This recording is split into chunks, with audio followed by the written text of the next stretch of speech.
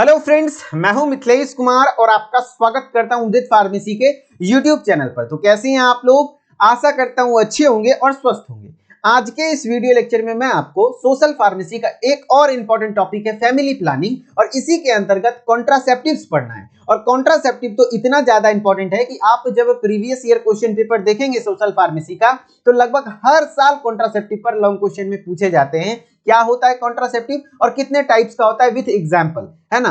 तो इसके लिए आपको बहुत अच्छे तरीके से फैमिली प्लानिंग और कॉन्ट्रासेप्टिव को जरूर पढ़ना है। और जो मैं यहाँ पर आज के इस लेक्चर में पढ़ा दूंगा इसी में से क्वेश्चन आएगा, और इतने को अगर ध्यान में रख लेंगे तो एग्जाम में अगर लॉन्ग क्वेश्चन भी आएगा तो आप बहुत अच्छे तरीके से लिख पाएंगे। अब बात रही ध्यान में कैसे रहेगा, यानी याद कैसे होगा, तो याद कराने की गारंटी मैं लेता हूं। बस आपको क्या करना है, वीडियो को कहीं स्किप नहीं करना है और सारे जादू टोना बाबू सोना को भूल जाइए और थोड़ी देर अगले 20 मिनट तक, 15 से 20 मिनट तक, हो सके 20 मिनट तक जाएगा, आप मेरे को सुनते रहिए।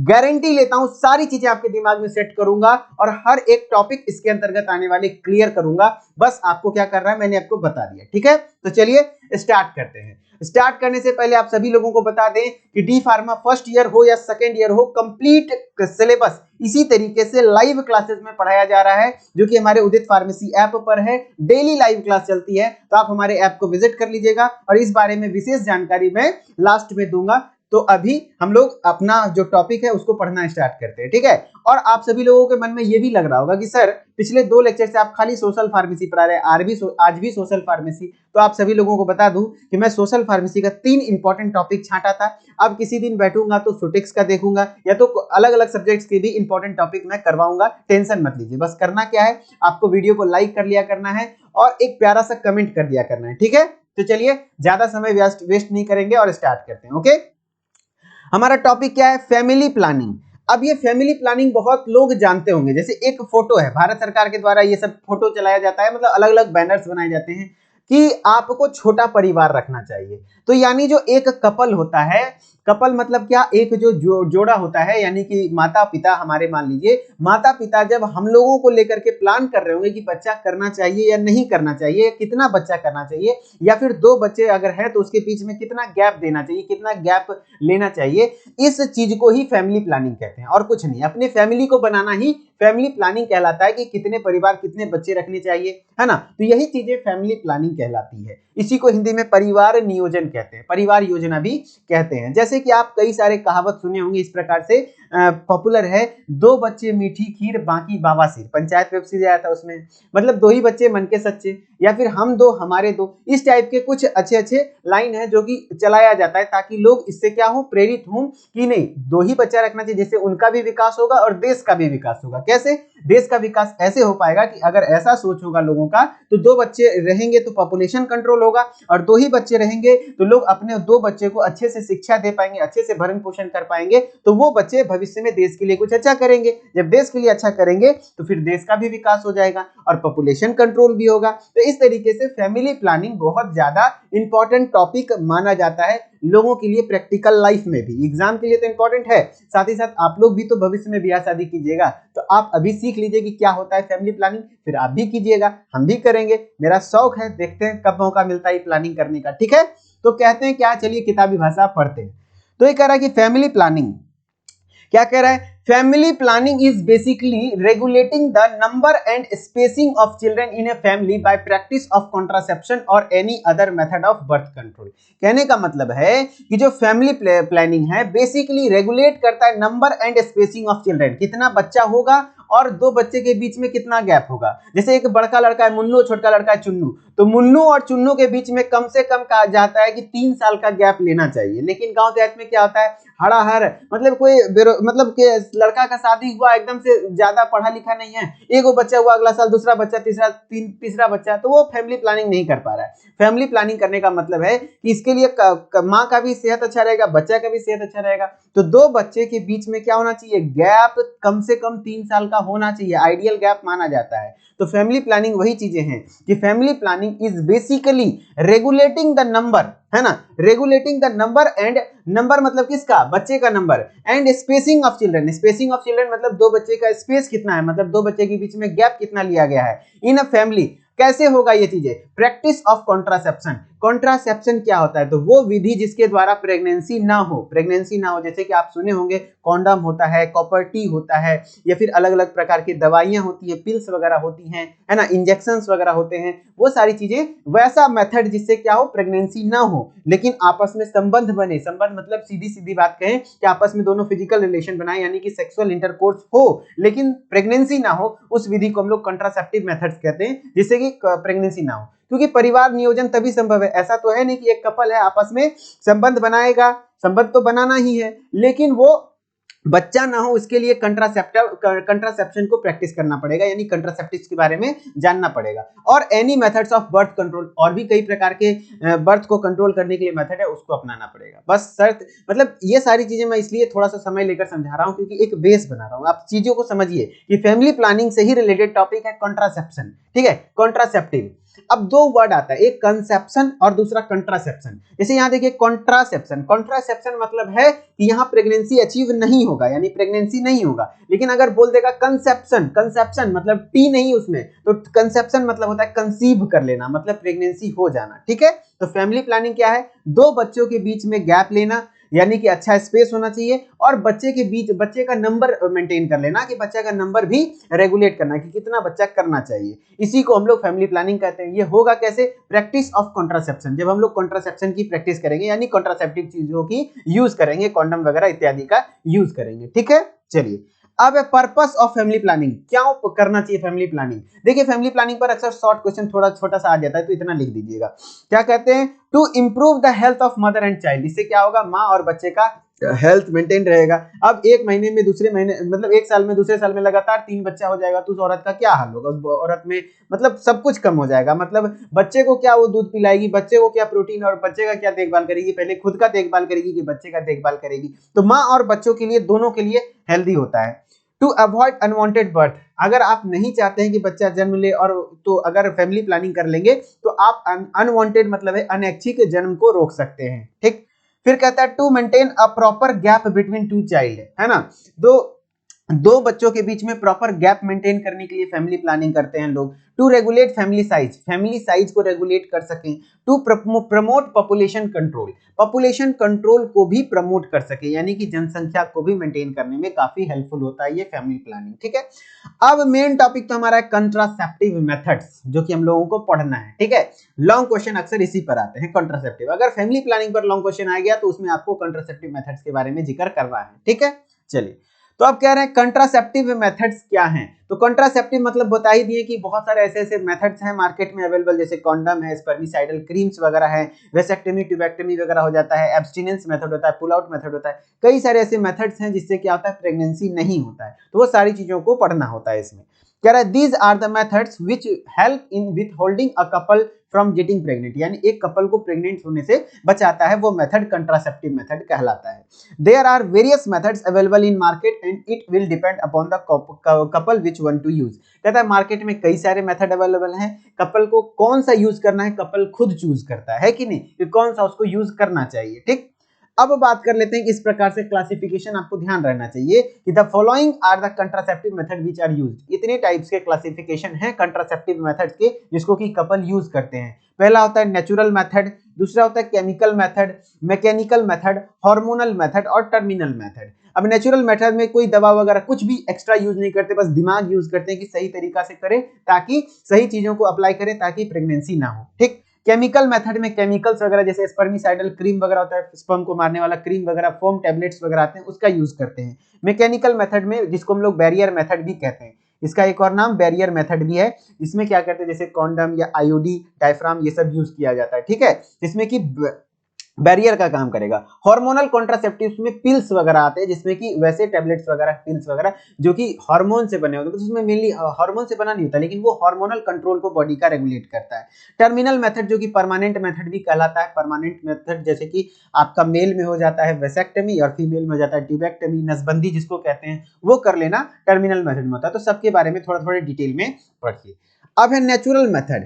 नेचुरल मेथड में आपका सबसे पहला आता है सेफ पीरियड और कैलेंडर मेथड। कैलेंडर मेथड नाम से पता होगा कैलेंडर, जैसे कि एक लड़की है, एक महिला है, उसका पीरियड मान लीजिए 28 दिन का चलता है। कितना दिन का? जनरली लगभग 28 दिन माना जाता है, किसी का 29, किसी का 31। यही तो इसका ड्रॉबैक है। क्यों ड्रॉबैक है बाद में बताएंगे, पहले ये समझिए कि 28 दिन का एक साइकिल है और माना जाता है कि जो आपका फर्टिलाइजेशन होने का संभावना है, फर्टिलाइजेशन मतलब क्या होता है, जो जाइगोट यानी कि स्पर्म और ओवम आपस में मिलता है, उस प्रक्रिया को क्या कह देते हैं? फर्टिलाइजेशन। यानी कि जो फर्टिलाइजेशन होने का संभावना है तब होगा लगभग कब? 14वें दिन पर सबसे ज्यादा होता है। 14वें दिन में ही क्या होता है? ओव्यूलेशन होता है। ओव्यूलेशन मतलब क्या होता है कि इस दिन ओव्यूलेशन मतलब होता है कि ओवरी से ओवम बाहर निकलेगा। ओवरी से ओवम बाहर निकलने की प्रक्रिया को ही हम लोग क्या कहते हैं? ओव्यूलेशन कहते हैं। तो जब ओवम बाहर निकलेगा उसी समय अगर स्पर्म आ गया तो फर्टिलाइजेशन हो जाएगा, तो बच्चा हो जाएगा। तो 14वें दिन, तो इसलिए इस कंसेप्ट में ये देखा जाता है कि जो महिला होती है वो अपने पीरियड को ट्रैक करती है, यानी कि महीने को ट्रैक करती हैं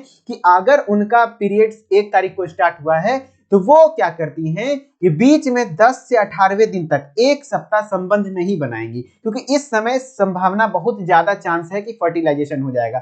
माना 14वां दिन, लेकिन एक्यूरेट ऐसा नहीं है कि 14वें दिन हो जाएगा, हो सके 2 दिन पहले हो जाए, 2 दिन बाद हो जाए, है ना, ऐसा हो सकता है। तो इसलिए 10 से 18वें दिन में बीच में गैप ले लिया जाता है 1 सप्ताह का। नहीं, इस सप्ताह में हम लोग एक दूसरे को टच नहीं करेंगे, क्योंकि टच करेंगे तो फील आएगा तो फिर चढ़ जाएगा, तो गड़बड़ा जाएगा काम। तो इसीलिए 10 से 18 दिन तक गैप लेना है, मतलब हट के रहना है। तो ये सेफ पीरियड और कैलेंडर मेथड होता है। वही चीजें देखिए क्या है।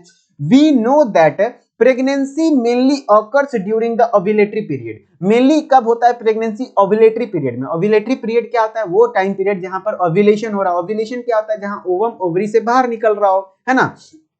And a women ovulate during 14th day in a normal 28 day cycle. कह रहा है कि 28 दिन के साइकिल में नॉर्मली जो वुमेन होती है यानी महिला होती है 14वें दिन में ओव्यूलेट करती है। इस बात की कोई भी सत्यता नहीं है कि 14वें दिन ही होगा, है ना, हो सके 2 दिन आगे 2 दिन पीछे हो सकता है। Ideally according to this method, इस मेथड के अकॉर्डिंग सेक्सुअल इंटरकोर्स, जो सेक्सुअल इंटरकोर्स है, मस्ट बी अवॉइडेड। अवॉइड करना है मतलब दूर जाना है, उससे हटना है दूर। During 10 to 18 days before menstruation, मतलब 10 से 18 दिन तक आपको दूर रहना है। But this method is not reliable. ये रिलायबल नहीं है। क्यों? क्योंकि यहाँ पर साइक्लिक सबका अलग अलग होता है। जैसे कि as different women have different menstrual cycle, यानी कि कुछ महिला में 28 दिन से की जगह 29 दिन का साइकिल होता है, किसी में 31 दिन का साइकिल होता है, किसी में 30 दिन का साइकिल होता है। कोई महिला इस तरीके से इतना ध्यान नहीं रख पाती है। तो इस चीजों को इतना भी ये रिलायबल मेथड नहीं है, लेकिन एक अच्छा मेथड है। अगर आप समझदारी सोच समझ के काम करते हैं तो होता है। कई बार समझदारी आपके मतलब आपके मन के भावनाओं पर भारी हो जाता है। जिस दिन समझदारी मन के भावनाओं पर भारी हो गया तो फिर गड़बड़ हो जाएगा। तो इसीलिए उतना अच्छा मेथड नहीं है, ठीक है। अब दूसरा मेथड आपका है एब्स्टिनेंस, ठीक है। एब्स्टिनेंस मेथड में क्या होता है? In this method no sexual intercourse is done at all. यहां पर क्या होता है? सेक्स करना ही नहीं होता, यानी कि सेक्स नहीं करना है, ठीक है। बट दिस मेथड में लीड टू मेंटल ब्रेकडाउन और स्ट्रेस और unhealthy sex life, therefore it is not used. कहने का मतलब है कि अगर बियाह शादी हो गया, मान लीजिए ढोल बाजा नगाड़ा सब बजा करके कनियन दूल्हा आया, अब दूल्हा को बोल दे कि आप परिवार नियोजन कीजिए, और परिवार नियोजन में एब्स्टिनेंस मेथड को अपनाइए। एब्स्टिनेंस मेथड में क्या हुआ? मतलब क्या? एब्स्टिनेंस मेथड में मतलब क्या हुआ कि आप सेक्स मत कीजिए, यानी फिजिकल रिलेशंस मत बनाइए। तो वो क्या होगा? Mental stress, mental breakdown, depression में चल जाएगा आदमी। तो वही बोल रहा है कि इस मेथड में सेक्सुअल इंटरकोर्स किया ही नहीं जाता है, ठीक है। तो वही बोल रहा है कि अनहेल्दी सेक्स लाइफ हो जाएगा, जिससे कि इसको यूज नहीं कर सकते हैं, ठीक है। ये सब बस समझाने का तरीका है, मजा नहीं ले रहा हूं, आपको भी मजा नहीं लेना है, बस कंसेप्ट समझना है, ठीक है। चलिए, क्वाइटस इंटरप्शन। क्वाइटस इंटरप्शन का मतलब समझिए। क्वाइटस का मतलब होता है सेक्सुअल इंटरकोर्स, है ना, सेक्सुअल इंटरकोर्स। इंटरप्शन मतलब होता है एक तरीके से क्या कहते हैं उसको, इंटरप्ट कर देना, मतलब डिस्टर्ब कर देना, ठीक है। जैसे अगर सेक्सुअल इंटरकोर्स हो रहा है, समझ लीजिए, ठीक है, पेनिस वेजाना के अंदर पेनिट्रेट कर रहे हैं आप सेक्सुअल इंटरकोर्स के दौरान, लेकिन जब मेल को ऐसा फील होता है कि उसका इजैकुलेशन होने वाला है, उस समय जो मेल है अपने पेनिस को वेजाना से विड्रॉ कर लेता है। विड्रॉ करना मतलब निकाल लेता है, और जो इजैकुलेशन है वो बाहर कहीं करता है, ठीक है। तो इस मेथड को क्वाइटस इंटरप्शन कहते हैं, ठीक है। जैसे कहते हैं ना कि मौत को छूके टक से वापस आने की प्रक्रिया ही यहाँ पर यही है कि यू टर्न ले लेना, क्वाइटस इंटरप्शन कहलाता है, ठीक है। तो वही कह रहा है कि this method states that during the sexual intercourse male withdraws the penis. अब विड्रॉ वर्ड का मतलब कंफ्यूज मत होइएगा, अरे भैया एटीएम से पैसा विड्रॉ करते हैं, निकालते हैं, यानी निकालना। मेल क्या करता है, विड्रॉज द पेनिस, पेनिस को विड्रॉ कर लेता है, बाहर निकाल लेता है, कहां से, from the vagina just before the ejaculation, ejaculation से जस्ट पहले। अब ये इजैकुलेशन क्या होता है सर, इजैकुलेशन इज एक ऐसा प्रोसेस है जिसमें क्या होता है कि स्पर्म आपके पेनिस के माध्यम से बाहर आता है, वो प्रक्रिया इजैकुलेशन कहलाती है। तो इजैकुलेशन होने से जस्ट पहले मेल अपने पेनिस को वेजाना से विड्रॉ कर लेता है, विड्रॉ मतलब निकाल लेता है, वही विधि हो गया क्वाइटस इंटरप्शन। क्यों नाम पड़ा क्वाइटस, मतलब सेक्सुअल इंटरकोर्स, इंटरप्शन मतलब डिस्टर्ब कर देना, तो सेक्स को डिस्टर्ब ही तो किए, बीच में निकाल लिए, तो वही चीजें हुआ क्वाइटस इंटरप्शन, ठीक है। हमारे नीतीश चाचा है ना, बिहार के मुख्यमंत्री जी, यही बात ना बोले थे कि सदिया के बाद तो करबे करेगा रोज, लेकिन निकाल लो बाद में, यही बात ना बोले थे, कितना खराब लगता है। चलिए, बेसल बॉडी टेम्परेचर मेथड, देखिए वो खराब बात नहीं बोले थे, बस बोलने का तरीका, उनको बोलना चाहिए था क्वाइटस इंटरप्टस विधि, लेकिन वो जानते हैं कि बिहार में हमारे जितने भी भाई बंधु हैं वो सब लोग इतने पढ़े लिखे नहीं है कि आप समझ पाएंगे, इसीलिए वो देसी भाषा में बोले, समझ गया ना। वो भी बायोलॉजी के स्टूडेंट रहे नहीं है, लेकिन इतना तो जानते थे, समझ गए। शायद पता नहीं उनका क्या मानसिकता रहा हो, आप लोग सुने हैं तो सुने हैं। बेसल बॉडी टेम्परेचर मेथड, इसमें क्या होता है, बेसल बॉडी टेम्परेचर मेथड, इसमें क्या होता है कि during the ovulation the body temperature increased by 0.3 to 0.5 degree Celsius.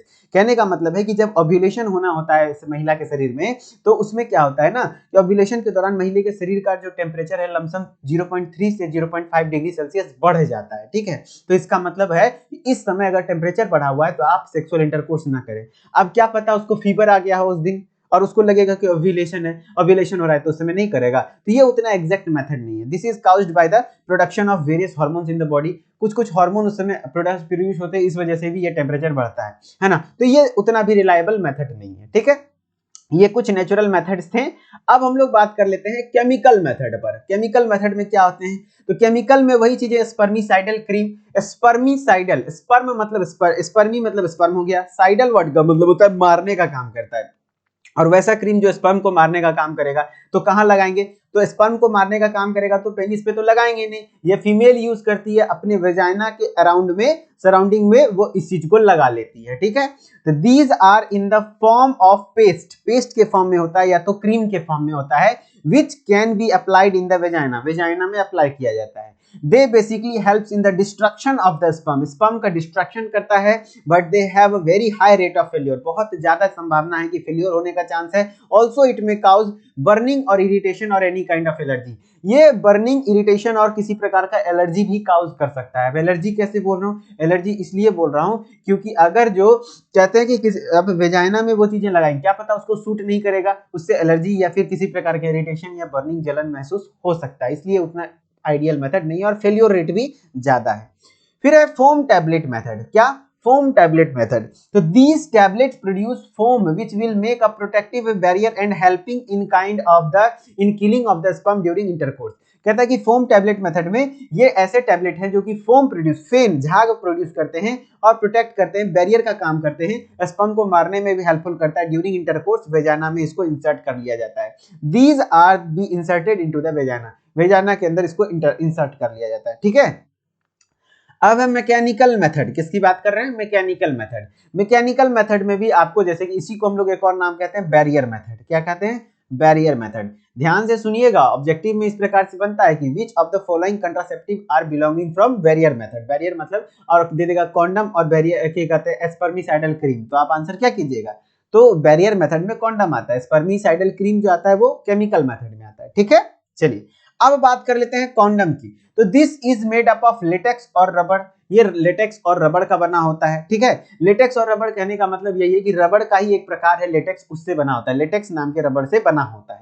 Nowadays main and women both can use it, आजकल के जमाने में मेल और फीमेल दोनों यूज कर सकती है। ये मेल कॉन्डम कुछ इस प्रकार के होते हैं, फीमेल कॉन्डम कुछ इस प्रकार के होते हैं। Male wear it on the erected penis and it will act as a barrier so that ejaculated sperm enter into the female cervix and क्या कहते हैं हेंस प्रिवेंट प्रेगनेंसी। कहने का मतलब हुआ कि जो मेल है इरेक्टेड पेनिस कहने का मतलब हुआ कि जब पेनिस में तनाव आ जाता है तो उस पेनिस को इरेक्टेड पेनिस कहते हैं। इरेक्शन का मतलब होता है कि आपके जो लिंग है उसमें तनाव आ जाना, वही है इरेक्शन। तो इरेक्टेड पेनिस के ऊपर इसको पहना जाता है और ताकि इजैकुलेशन जब होता है तो वो जो ये जो स्पर्म होता है वो कॉन्डम के अंतर्गत ही स्टोर हो जाता है, जिससे कि वो जो स्पर्म है वो ये वेजाना में जाएगा नहीं, वेजाना में नहीं जाएगा तो यूट्रस में नहीं जाएगा, फिर यूट्रस में नहीं गया तो फर्टिलाइजेशन नहीं होगा। ठीक है, इससे क्या होगा, प्रेगनेंसी नहीं हो पाएगा। तो ये सारी चीजें कॉन्डम में थी।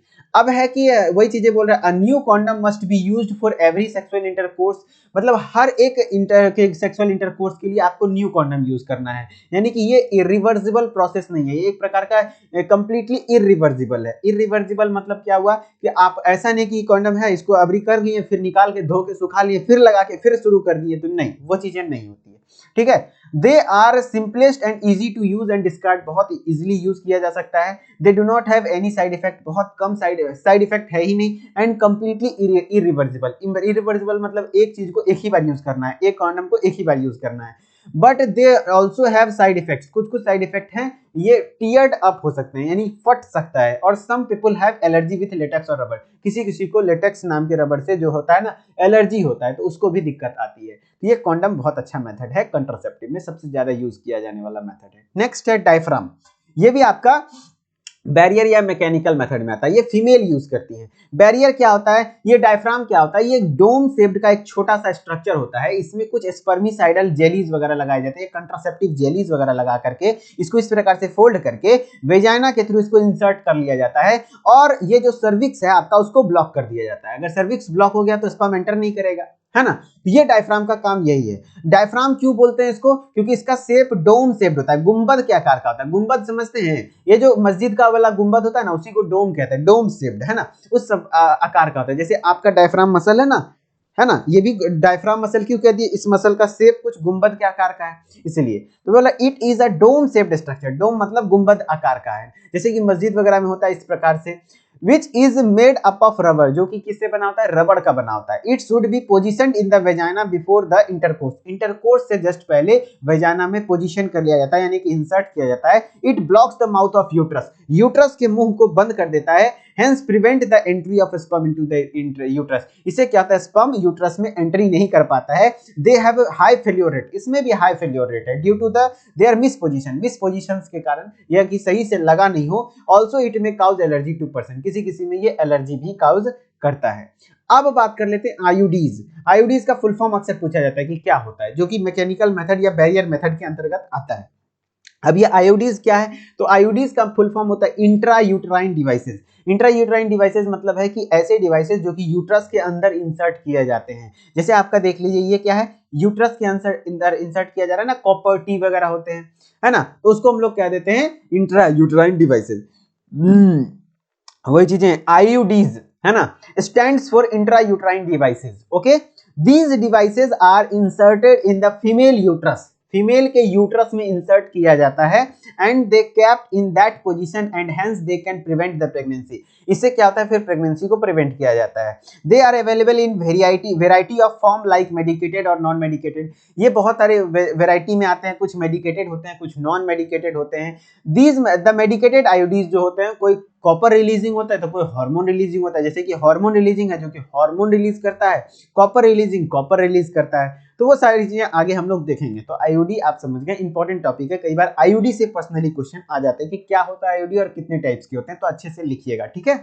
देखिए सारी चीजें आपको समझाने वाला कोई होना चाहिए, फार्मेसी बहुत ज्यादा डिफिकल्ट नहीं है, खास करके मैं डिप्लोमा की बात करता हूँ, बहुत ज्यादा डिफिकल्ट नहीं, इजिली आप अंडरस्टैंड कर सकते हैं, चीजों को समझ सकते हैं। लोगों का बैक लग जाता है, मुझे समझ में नहीं आता है क्यों लगता है, लेकिन हाँ लगता है क्योंकि जो सिर्फ इधर उधर में भटक के रह जाते हैं। ठीक है, आपको प्रॉपर्ली पढ़ना होगा, प्रॉपर्ली पढ़ने के लिए आपको YouTube पर जो लेक्चर्स मिल रहे हैं उससे भी पढ़िए, और यदि पूरे सिलेबस को पढ़ेंगे तो बहुत अच्छा स्कोर कर पाएंगे आप, है ना। पूरे सिलेबस को इसी प्रकार से मैं इंटरेस्टिंग वे में फर्स्ट ईयर और सेकंड ईयर में डेली लाइव क्लासेस में पढ़ाता हूँ, है ना। फर्स्ट ईयर सेकंड ईयर में डेली हमारे एक्सपीरियंस टीचर भी पढ़ाते हैं, मैं भी पढ़ाता हूँ, और रिकॉर्डेड लेक्चर भी मिल जाता है, एक्सरसाइज मिल जाता है, टेस्ट मिल जाता है, एग्जाम लेता हूँ, सारी चीजें करवाता हूँ। तो आप थोड़ा सा, जैसे कॉलेज में आप लाख रुपया 2 लाख रुपया दे देते हैं, पढ़ाते भी नहीं है वो लोग, डिग्री देते हैं, माना कि वो लोग डिग्री देने का काम करते हैं, कॉलेज का बिल्डिंग बनाते हैं, ये वो लन फन।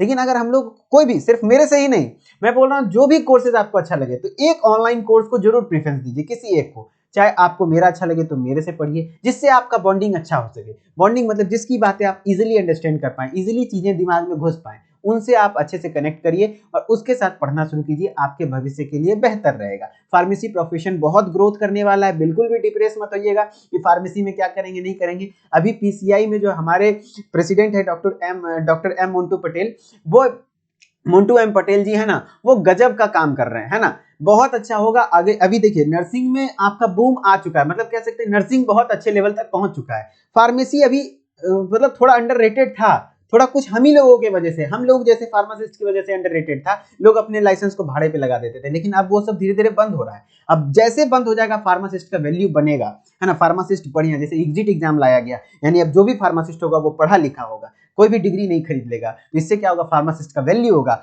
वैल्यू होगा तो लोग इसकी भी कदर करेंगे, इसको भी अलग अलग मान्यताएं दी जाएंगी, समझ रहे हैं ना। तो काफी अच्छा करियर है, टेंशन नहीं लेना है, बस अच्छे से पढ़ना पड़ेगा आपको, ठीक है। चलिए, बीच में 2 मिनट का समय मैं इधर उधर बोल के आपको डिस्टर्ब किया, लेकिन कोई दिक्कत नहीं, ये भी जरूरी है, बच्चों के लिए बूस्टअप जरूरी है। मैं भी जब फार्मेसी कर रहा था तो मुझे भी थोड़ा सा लगता था कि क्या करूंगा, लेकिन मुझे अब नहीं लगता है, होगा अच्छा, मेरे को पता है, बस नॉलेज आपको होना चाहिए, अपनी एजुकेशन को बूस्ट अप करते रहिए। अब जैसे आईयूडीज हम लोग पढ़ रहे थे, क्या होता है, इंट्रा यूट्राइन डिवाइसेस, जो कि यूट्रस के अंतर्गत फिट कर दिए जाते हैं। अब कितने प्रकार के होते हैं, जैसे कई प्रकार के होते हैं, उसमें से कुछ कुछ पढ़ लीजिए। जैसे लिप्स लूप नाम का होता है, ये एस शेप्ड का डिवाइसेज होता है, इस प्रकार से होता है, और इसमें इस तरीके से नाइलॉन का ये स्ट्रिंग लगा होता है, जिसे कहते हैं they R S shaped devices and they have nylon thread लगा होता है एट देयर एंड पर, and through the thread its position is reassured. इसी के थ्रेड से आपका वेजाइना के थ्रू ये निकलते रहता है, इससे एश्योर्ड किया जाता है कि ये सही पोजीशन पर है, ठीक है। फिर कहता है कॉपर टी, अक्सर ऑब्जेक्टिव में पूछे थे, जो लिप्स लूप है वो किस शेप का होता है, एस शेप का होता है। कॉपर टी किस शेप का होता है, जो टी शेप का डिवाइसेस है, यानी टी शेप का है, इस प्रकार से यूट्रस के अंतर्गत फिट किए जाते हैं, है ना। अब ये कॉपर टी के जो होता है वो 2 प्रकार का होता है, एक हार्मोनल कॉपर टी होता है जो हार्मोन रिलीज करता है, और एक हो जाता है copper releasing, sorry copper T मतलब हो गया जो कि कॉपर रिलीज करेगा, और LNG-20 जो होता है वो हार्मोन रिलीजिंग इंट्रायूट्राइन डिवाइसेस है, ठीक है। तो it is T shaped devices and release copper in the uterus which is spermicidal in nature, जो कि स्पर्मिसाइडल यानी स्पर्म को मारने का काम करते हैं। It's life span is all about 3 to 5 years, यानी कि एक बार यदि कॉपर टी कोई महिला फिट करवा लेती है अपने अंदर, तो ये लगभग 3 से 5 साल का गैप ले सकती है, यानी कि 3 से 5 साल तक इसको किसी और चीज की, कोई और कंट्रासेप्टिव का जरूरत नहीं पड़ेगा। LNG-20 है जो कि और भी एडवांस्ड है, ये एक न्यू काइंड ऑफ आयोडीज है, नया टाइप का आयोडीज है जो कि हार्मोन रिलीज करता है, विच इज लीवोनॉर्गेस्टेरॉल, है ना, लीवोनॉर्गेस्टेरॉल, जो कि LNG के नाम पे ही दिया गया है, in the uterus at the rate of 20 mu gram per day, यानी कि जो हार्मोन रिलीज करता है लगभग 20 म्यूग्राम पर डे होता है। This has life span about 5 to 10 years, लगभग इसका लाइफ स्पान कितना होता है, 5 से 10 साल का लाइफ स्पान होता है, यानी एक बार लगा लेने के बाद 10 साल तक, 5 से 10 साल तक आप मुक्त रहते हैं। अब मेरा क्वेश्चन था, जब हम बचपन के अभी भी बच्चे हैं, जब हम पढ़ रहे थे अपने समय में, तो वहां पर हम पूछे थे कि सर एक बार लगा लिए, बीच में हो गया कि नहीं, हमको बच्चा करना है, तो फिर क्या करेंगे, तो इन बाहर कर दिया जाता है, नर्स के थ्रू इसको बाहर निकलवाया जा सकता है, ठीक है, कोई दिक्कत नहीं होती, ओके। अपने से नहीं निकल सकता, लेकिन नर्स के थ्रू निकलवा लिया जाता है। हार्मोनल कॉन्ट्रासेप्टिव्स, है ना। अब हार्मोनल कॉन्ट्रासेप्टिव क्या है, बहुत ज्यादा नहीं, थोड़ा सा टॉपिक बचा है, ध्यान से समझिएगा। एस्ट्रोजन एंड प्रोजेस्टेरोन हार्मोन का मेनली यहाँ पर कॉम्बिनेशन होता है, कुछ कंबाइंड पिल्स होते हैं जिसमें कुछ मात्रा में, जैसे 20 से 50 ग्राम मिलीग्राम आपका एस्ट्रोजन होता है, और प्रोजेस्टेरोन 0.5 to 2 मिलीग्राम होता है, क्योंकि आपके प्रेगनेंसी अचीव करने में यही दोनों हार्मोन का कमाल है, ठीक है, फीमेल के शरीर में। कहता है कि they are available in forms of, जैसे माला एन टैबलेट 21 टैबलेट का संख्या है, माला डी जो कि 28 टैबलेट है, डेली एक टैबलेट खाना पड़ता है। वेरियस ओरल कॉन्ट्रासेप्टिव पिल वगैरह होते हैं, जिसमें कि अलग अलग काइंड ऑफ प्रिपरेशन, जैसे कि कुछ इमरजेंसी कॉन्ट्रासेप्टिव पिल है, मार्केट में अनवांटेड 72 नाम से जाना जाता है, इमरजेंसी होता है जब मान लीजिए कि अनप्रोटेक्टेड सेक्स हो गया, रेप वगैरह के केस में उसको यूज किया जाता है, कि वो यूज हो गया तो अब प्रेगनेंसी ना हो जाए, इसके लिए सेक्सुअल इंटरकोर्स होने के 72 घंटे के अंतर्गत में वो पिल खा लेना होता है कि नहीं। फिर कहता है vaginal rings and transdermal patches also have both of them, ये सब भी हैं हार्मोनल कंट्रासेप्टिव्स। अब लास्ट है आपका टर्मिनल मेथड्स। क्या? Terminal method. टर्मिनल मेथड को ही हम लोग परमानेंट मेथड भी कहते हैं, इसको नसबंदी आप कह सकते हैं। इसमें जैसे फीमेल है तो फीमेल में आपका ट्यूबेक्टमी हो जाता है, मेल में आपका वेसेक्टमी हो जाता है। नाम कैसे धराया गया? ट्यूबेक्टमी में क्या करते हैं, फेलोपियन ट्यूब नाम का डक्ट है जिसको काट करके बांध दिया जाता है, ठीक है। और जो मेल है, मेल में वास डिफरेंस नाम का डक्ट होता है, वास डिफरेंस, इसको काट करके बांध दिया जाता है, ठीक है। अब ये वेसेक्टमी है और ये ट्यूबेक्टमी है। मेरे मन में डाउट था कि सर वेसेक्टमी करने के बाद, जैसे कि पुरुष अगर वेसेक्टमी करा लेगा तो क्या पुरुष का पेनिस में इरेक्शन आएगा, यानी वो सेक्सुअली इंटरकोर्स कर पाएगा? तो जी हाँ, कर पाते हैं, कोई इरेक्शन में प्रॉब्लम नहीं आती है। यहाँ तक कि इजैकुलेशन भी होता है, और इजैकुलेशन में सिर्फ सेमिनल प्लाज्मा निकलते हैं, ना कि आपका स्पर्म आता है, ठीक है, समझ गए। तो सेक्सुअली इंटरकोर्स करने में कोई दिक्कत नहीं होती है। और यहां तक कि जो मेल वाला है उसमें कोई ज्यादा डिफिकल्ट प्रोसेस भी नहीं है, मात्र 20 मिनट में आपका सब कुछ डन हो जाएगा, बहुत ज्यादा दर्द वगैरह भी नहीं होता है। लेकिन फीमेल में हॉस्पिटलाइज वगैरह होना पड़ता है, क्योंकि वहां पर थोड़ा सा चीरा लगाना पड़ता है, ठीक है। कह रहा है these are the permanent method and they can done once family is completed. जब फैमिली आपका कंप्लीट हो गया तब करिए, या तो किसी मेडिकल इश्यूज के कारण करना पड़ता है। जैसे वसाक्टमी, वसाक्टमी किसमें होता है? मेल में होता है। This is a surgical procedure usually perform on the male, male पर परफॉर्म होता है। In this operation the vas deferens, ये इस नली को हम लोग वास डिफरेंस कहते हैं, ठीक है। वास डिफरेंस नली को काटा जाता है, तो vas deferens of the male are cut at one side, cut करके and then ligated so that no sperm come out through them, और उसको लाइगेट कर दिया जाता है, यानी बांध दिया जाता है, जिससे क्या होता है कि उससे स्पर्म बाहर ना आ सके।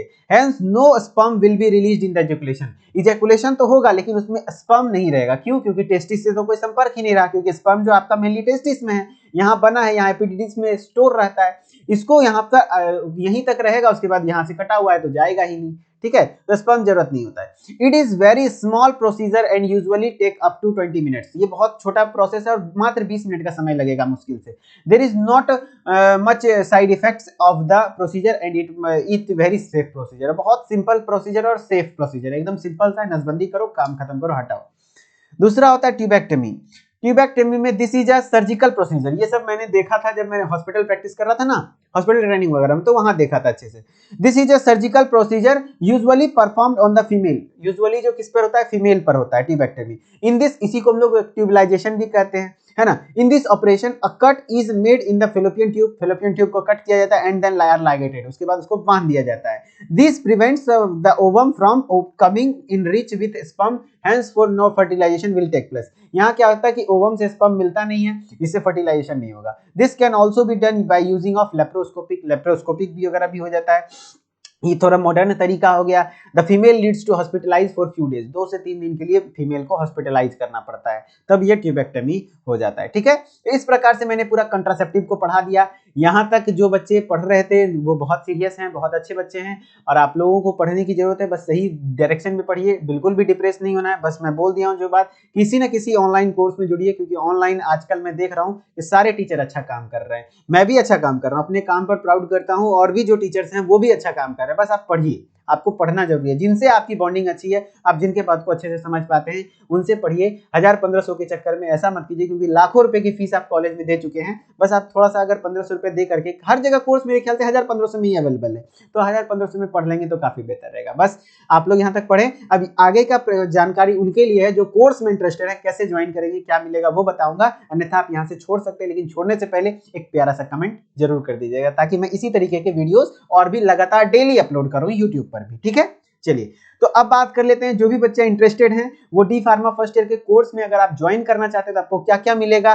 तो आपको सबसे पहले तो रिकॉर्डेड लेक्चर्स मिल जाएंगे पूरे सिलेबस का, ओरिएंटेड वे में, एक्सपीरियंस टीचर्स के through. Live classes daily, doubt sessions के लिए डेली डाउट सेशन, क्या पूरा सिलेबस पढ़ाया जा रहा है, और 3 बार सिलेबस रिवाइज कराएंगे, याद रखिएगा। अभी नया नया तुरंत सिलेबस स्टार्ट हुआ है, कुछ दिन पहले, 10 दिन मुश्किल से क्लास चले हैं, तो फिर फटाफट से आप अभी ज्वाइन कर लीजिए। ई बुक पीडीएफ नोट्स मिल जाते हैं, चैप्टर वाइज एक्सरसाइज, ताकि सारे चैप्टर का इंपॉर्टेंट क्वेश्चन पता चल जाए, चैप्टर वाइज टेस्ट मिल जाएगा, लाइव चैट फैसिलिटी, बाइलिंगुअली, मतलब बाइलिंगुअल करने का हिंदी और इंग्लिश दोनों में, और कंप्लीट 5 सब्जेक्ट का आपको करवाया जाता है। और बुक की बात रही बुक को लेकर के अगर एग्जाम ओरिएंटेड बुक वगैरह चाहते हैं तो आप हमारे फर्स्ट ईयर के गाइड को प्रेफरेंस दे सकते हैं। जैसे सोशल फार्मेसी को लेकर के देखिए कितनी पतली किताब है, बस इतना है, इतना पढ़ेंगे 90% क्वेश्चन मेरे बुक से आएगा, ये कंफर्म है। ये हम लोगों ने प्रीवियस ईयर क्वेश्चन के ट्रेंड पर बनाया है। इसी प्रकार से पांचों सब्जेक्ट है, कोई भी सब्जेक्ट बहुत मोटी मोटी किताब नहीं है, बस बहुत सस्ता भी है। आपको 799 रुपए में पांचों सेट मिल जाएगा।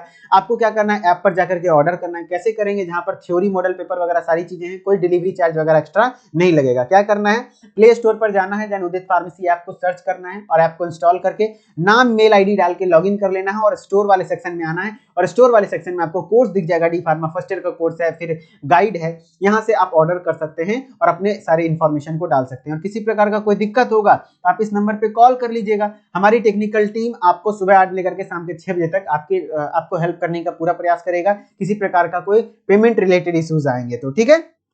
चलिए, आई होप कि आपको यह वीडियो अच्छी लगी होगी और इसी प्रकार से अगर आप पढ़ते रहेंगे तो आशा है कि आपका भविष्य सुनहरा होगा और आपको सही जानकारी होगी। याद रखिएगा, फार्मेसी प्रोफेशन में जिनका पास अच्छा नॉलेज है, अच्छे क्या कहते हैं नॉलेज है, वो कभी बैठते नहीं है, उनको अच्छा मार्केट में उनका डिमांड है। जो सिर्फ डिग्री लिए हुए हैं और तो उनको दिक्कत है। जो डिग्री लिए हुए हैं लेकिन उनके पास पैसा है तो मेडिकल स्टोर चला लेगा, लेकिन जो डिग्री लिया है सिर्फ और पैसा भी नहीं है तो वो भटकेगा। इसीलिए अगर तुम्हारे पास पैसा नहीं है तो पढ़ो भाई, यही औजार है तुम्हारे पास, ठीक है। चलिए, पढ़ के लिख के अच्छे से नाम करिए और खूब मजे से पढ़ते रहिए, ठीक है। मिलते हैं नेक्स्ट वीडियो में, तब तक के लिए धन्यवाद। Okay, bye bye.